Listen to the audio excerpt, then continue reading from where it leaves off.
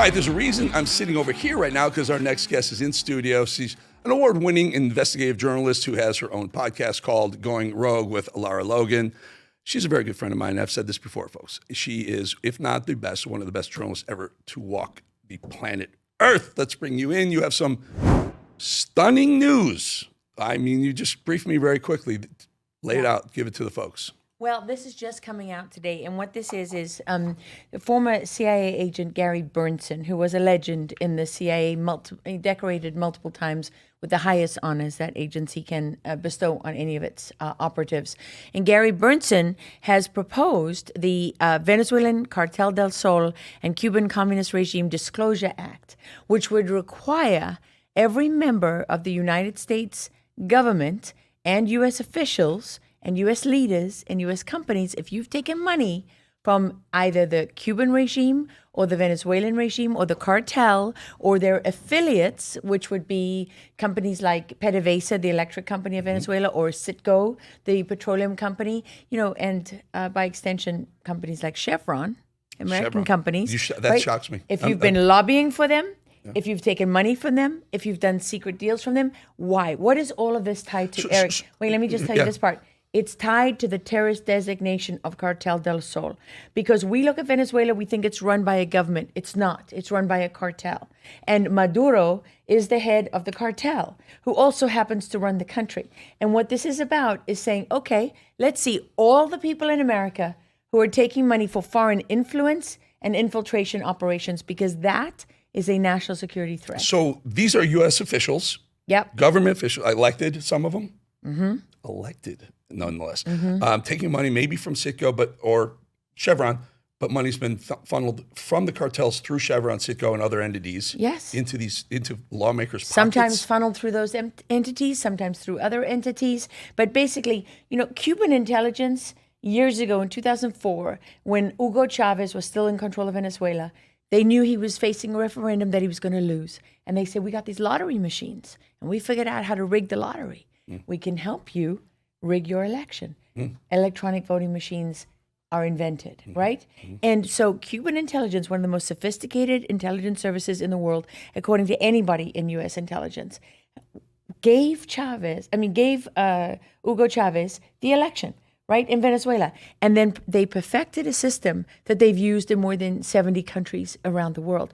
In conjunction, by the way, with the former Prime Minister of Spain, Zapata, Jose Luis Rodriguez Zapata, who is already under investigation by the U.S. government.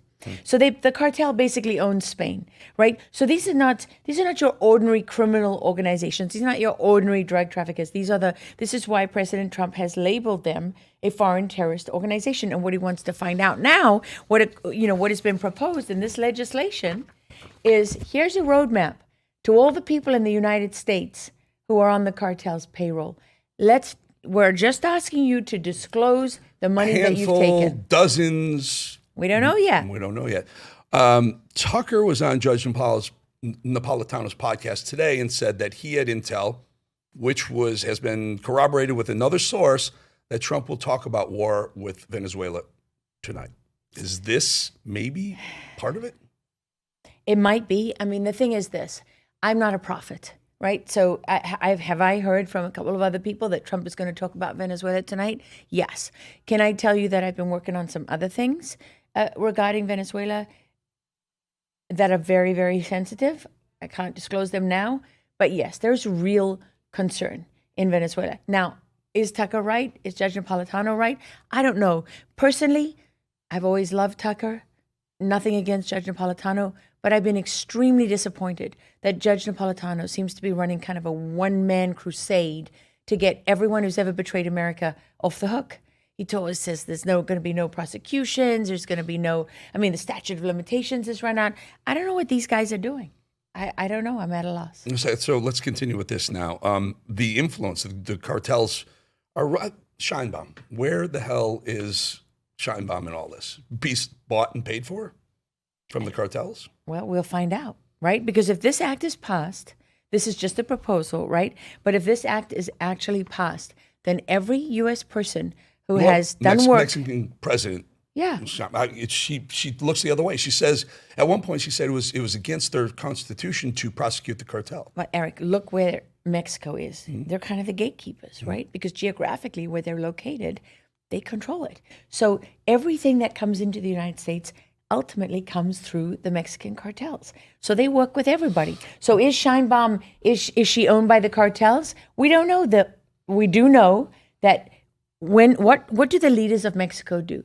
When they're under significant pressure from the United States, they respond. You know who else used to do that? You know what it reminds me of? Every time a U.S. general would go over to Pakistan, they would deliver up someone from Al-Qaeda, wouldn't they? Except all the time, they had bin Laden, right? They did. They hit him. Hit him. And then what did they do? Help to overthrow the U.S.-backed government in Kabul and install the terrorist regime. So have I specifically investigated Scheinbaum? No. Do I know that there are massive efforts underway in Mexico against certain cartels? Yes. Is that the whole picture? Absolutely not. Where's the CIA? Where have they been? 100% guilty. Complicit? Yes. There's two. They're guilty of looking the other way or complicit in assisting. Both. Interesting. I mean, these things don't happen. If you are the agency, for the intelligence agency for the most powerful country in the world, under Title 50 authorities, your job is to know this stuff. Your job is to make sure that we act to protect the United States of America. But what we have found is that in spite of the fact that there are, of course, good people within the CIA and former people who have served, what we have found is that agency as a whole is corrupt to the core. And I've spoken to many people who, with pain in their hearts, say, it's beyond recovery at this point. Demolish the whole thing, salvage what you can, and rebuild. We believe that USAID was fundamentally an arm of the CIA. Well, I don't have to believe it. It's a fact. Yeah. And so if and the like the USAID State was Department, corrupt, by the way, same and thing. The State Department. We're bringing the State Department Both in branches too. of the CIA. Interesting. Yeah. Interesting. Well, State Department, the origins of CIA came out of the State Department, which became a little too hot for them to do what they were doing. It's So they part put of it the into story. USAID. It is part of the story. And I know Mike Benz has talked about this a lot in Yep. a very interesting way, but it's not the whole story. Because Alan Dulles didn't come out of the State Department, did he? No. What's the bigger picture here? Right? What comes of this? The people who've been taking money, do they know they've been taking money from the cartels, or do they think their Chevron's being really, really great with their campaign Can I donations? say on your show, does a bear shit in the woods? Yes, you did. Okay, so does a bear shit in the woods, Eric? I believe They it know. does. They know. Yes. Okay, these people know. You know what? I wouldn't be surprised if a lot of these people were also on the payroll of the CCP.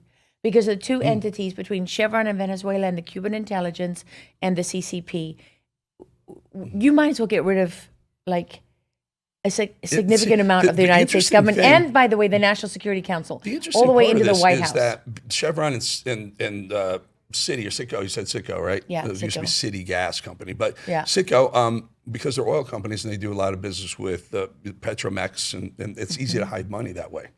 Yeah, you think? Yeah, I do. You're not wrong. I do. And by the way, who's like one of the main people in Venezuela, dominating the oil industry in Venezuela, making billions and billions and billions of dollars. The thing about it is, like, people say, well, Venezuela, aren't you exaggerating? Venezuela, when you look at Venezuela, you should see Iran and China and Cuba. Yeah. That's who you should see, because they have leveraged their influence. What does Venezuela have that those countries don't necessarily have? Look at the wealth that it has under the ground. And proximity to the U.S. And too. proximity to the United States of America. So, I mean, I know, I'm not advocating for war in any sense. My job is to figure out what is the truth. Why is Venezuela regarded as such a significant national security threat? Well, when you are dictating who takes office in more than 70 countries in the world. Yeah. You have a lot of power. You have a lot We of stay power. right here for the next block. You got We're going to keep Lara Logan here for the next block. And the chat lights up every time we talk to Lara, especially now in person. It'll be great. So stick around, make sure. But in the meantime, everyone talks about goals. I talk about goals, New Year's goals, fitness goals, money goals, but goals without standards are lies that you're just telling yourself. Men need standards. Goals mean nothing without standards. Raise your standards. Your life rises with your standards. Subscribe if you're raising your standards. Join the edge. Standards are what you do when no one's watching. Standards are what you refuse to tolerate for yourself. So if your standard isn't ruthless consistency, discipline under pressure, and accountability when it hurts, right, Laura? Accountability when it hurts, your goals don't stand a chance. Just hit that QR code with your phone, with your phone's camera, or go to youtube.com/@EricBolling. The Edge. We're growing on the top 0.1% of all new YouTube shows. Exploding. That platform is exploding because of you. Thank you for your support. Thank you for watching here at Rev. And thank you for subscribing right there. We'll be back with Lara Logan in 2 minutes.